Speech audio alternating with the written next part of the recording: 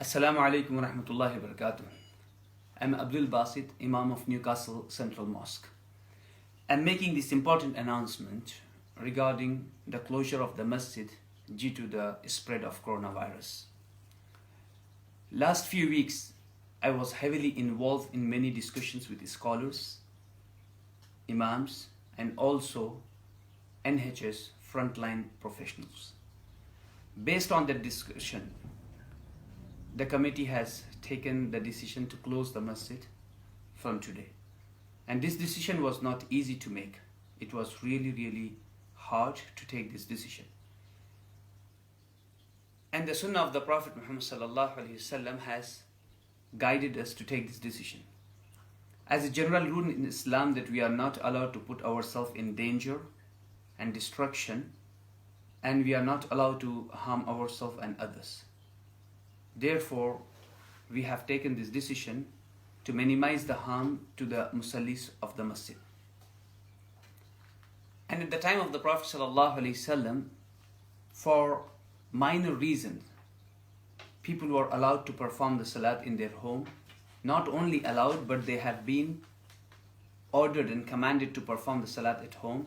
Therefore, we have a saying in our adhan, Sallu fi rihalikum. It was just because of the heavy rain or cold or fear. What about the fear of this virus, which many of us don't even know that we are carrying that virus? And look at the teaching of the Prophet ﷺ in terms of mixing with the people who are affected with these viruses. The Prophet ﷺ said that the healthy camel should not be mixed up with the camel with the diseases.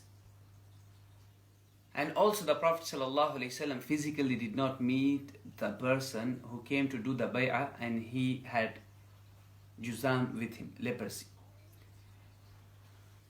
And those brothers and sisters who have been regular to the masjid, it is really hard for them to leave the masjid, to be away from the masjid. But remember the glad tidings from the Prophet Muhammad ﷺ that even if you perform the salat at your home, you will have the full reward of performing the salat in the masjid.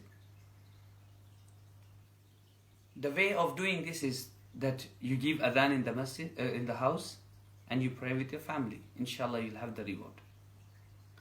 Lastly, every masjid and individual have the right to hold their own opinion.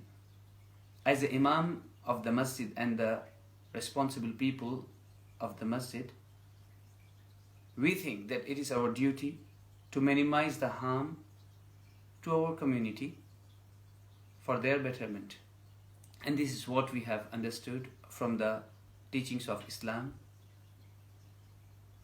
This is the time when we need to go back to Allah subhanahu wa ta'ala. So I'll recommend all of you to make sure you do a lot of istighfar and dua.